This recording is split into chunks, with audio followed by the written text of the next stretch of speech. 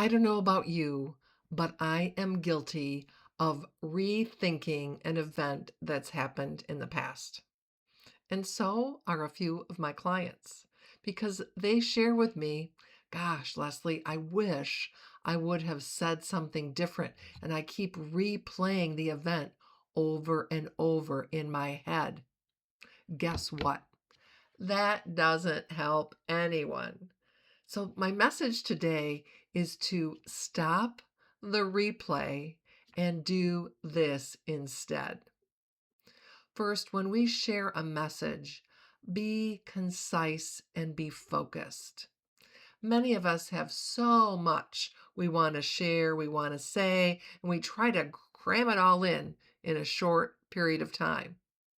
If you have 20 minutes to convey information, think about one idea. What's the one takeaway you want your audience to leave with? And focus your message on that. If you have an hour, then you can do three, one idea every 20 minutes. But if you only have a short amount of time, you're going to serve yourself and your audience in a much better way if you focus on one idea. Capture the power of the pause. I recently saw a Forbes article that talked about the neuroscience behind using filler words.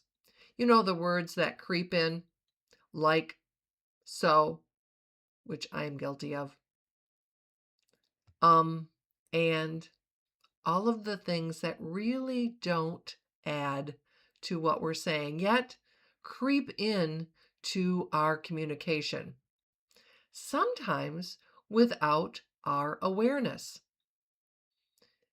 Practice listening for your filler words.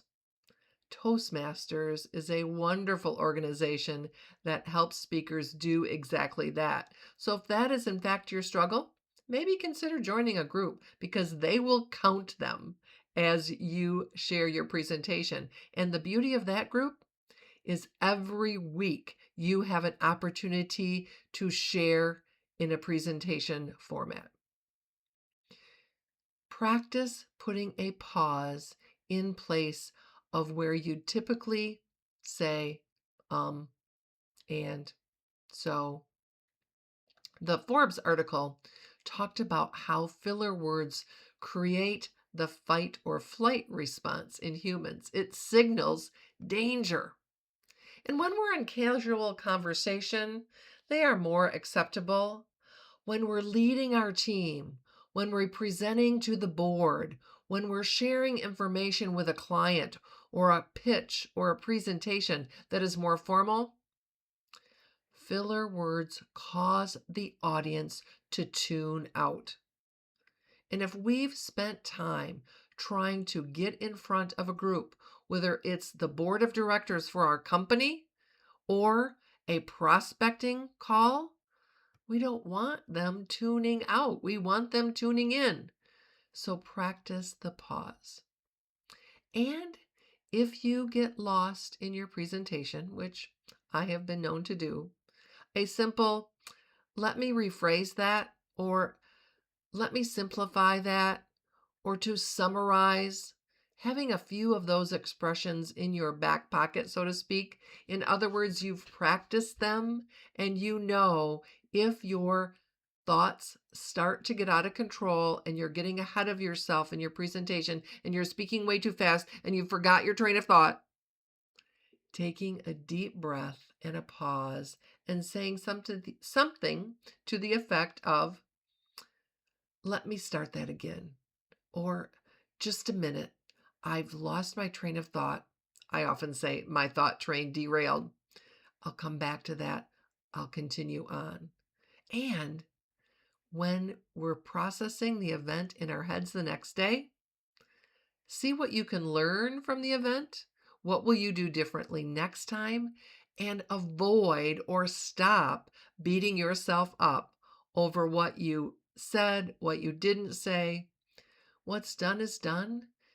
Learn from it and move forward. Of course, if you know somebody that could benefit by listening to this video, please feel free to share. And if you haven't done so already, subscribe to my channel.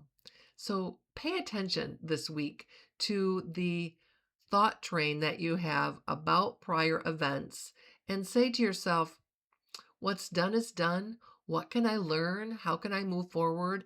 And avoid beating yourself up over something you said or didn't say in the past and move forward. See you next time.